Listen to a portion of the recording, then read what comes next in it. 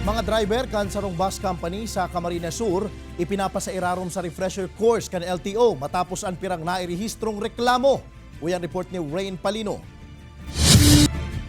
Kan nakalis na aldaw sarong netizen ang nagpost sa iyang social media account manungod sa sarong pampasaherong bus na subuot nakakaipit na sa inda sa tinampo.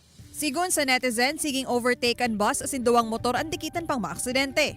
Matapos ining mag-viral, tulos ining pig-aksyonan kan LTO Partido District. Sigun kay LTO Partido Chief Arlit Logroño, pig-isyuhanan ninda din TOP ang driver huli sa reckless driving. Mantang pig-suspendir man inikan kumpanyanin sarong semana. Sigun kay Logroño sarong thinking task ang pagmamaneho, kung kaya ini dapat seryoson asin pag-andaman para maibitaran ang mga aksidente sa tinampo.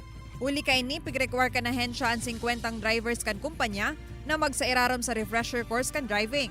Sinda pig-schedule man subuot sa duwang aldaw na klase na nabanga sa tulong batch na mapuon sa Hulyo 26 sa Agosto 2. Mararumduman na sarong driver kan parehong bus company ang naisyuhan man ng TOP ngunyang bulan huli sa siring na kaso. Mientras tanto, sa probinsya man in Sorsogon, arestado sa ginibong entrapment operation ang sarong babae matapos ining manuhol sa personay kan LTO. Basado sa report kan Sorsogon PPO, nagsuhol nin 65,000 pesos ang suspect, karibay kan pagbawi kan sa mga nakumpiskar na kolorom na auto.